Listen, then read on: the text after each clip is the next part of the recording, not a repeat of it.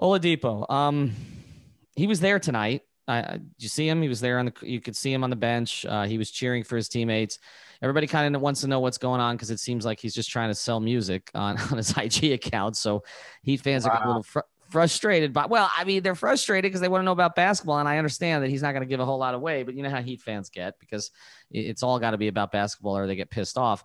But I will tell you that I got 3 different texts from people associated with let's just say league sources, okay, all saying they don't expect him back this year.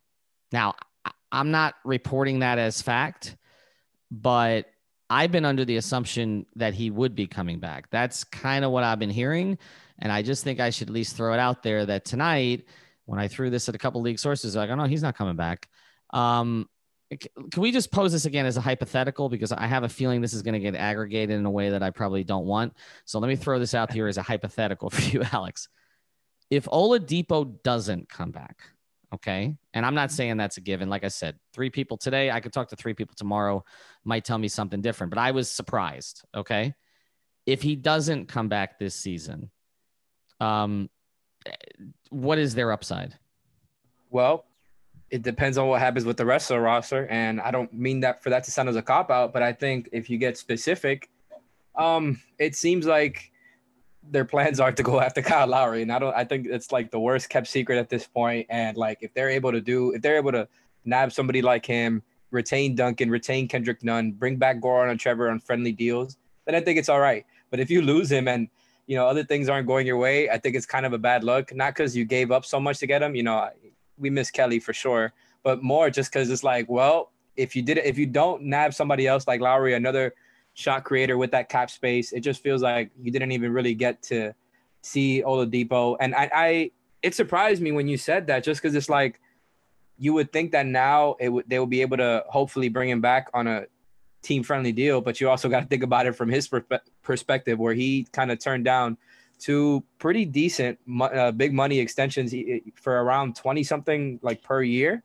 So maybe it is a question if he comes back or not, especially if they're trying to go after somebody else and he's just kind of waiting there while they're flirting with somebody else to use all their cap space on.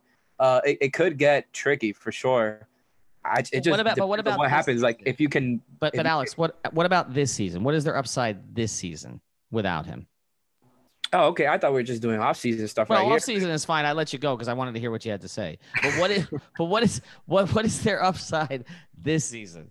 I think the upside for this season without him is severely limited, and not just that. Like having him there takes him another level. It just sucks because I still have questions about Goran being able to give you what he gave you tonight in consistent playoff games. Like maybe he'll give it to you once every few games, once every 3, hopefully 2, but I like the idea of Oladipo, not as somebody that they would have to rely on a lot, but somebody who could take pressure off other guys, like from Jimmy to have these games where he's taking so many shots. Like you wanted to save that for the playoffs. You wanted to save Goran's legs for the playoffs. You haven't really been able to much. They haven't been able to manage him too much because of all the other stuff going on with them this year.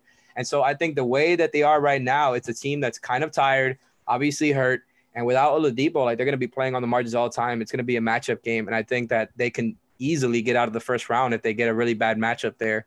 Again, it's just about getting to that 4 or 5 to get another team that you can feel good about going up against. Because even though I've said all season, I'm not afraid of some of these teams in the top 3. I just think, getting them in the first round is a complete loss because this team is not healthy. And I think they want to rev up a little bit before having to face one of those teams. And, I don't want to say it, but they can absolutely be out in the first round if things don't go right.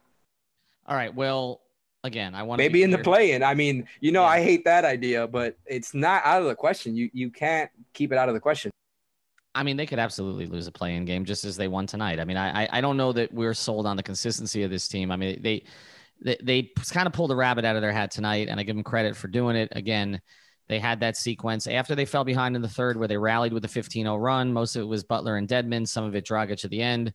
They end up winning the game, but again, I want to be clear on something. I'm not reporting that Oladipo is not coming back this season. I'm just saying that I've been leaning towards him coming back even before the end of the regular season. And when I put that out there as kind of my thought from everybody I've spoken to, it was thrown back at me tonight and said, not so fast. So I just want to be clear on that before this gets aggregated in a certain way. All right. Follow our sponsors, Miami Grill, of course, markbrownpa.com, prizepicks.com. Use that code 5. They're putting in something for the NFL draft. They're going to have futures for NFL draft picks. So they're adding that to Prize Picks. So make sure you check that out, but use the code 5. Make sure you get that bonus. All right. Have a good night. Heat win 116-111.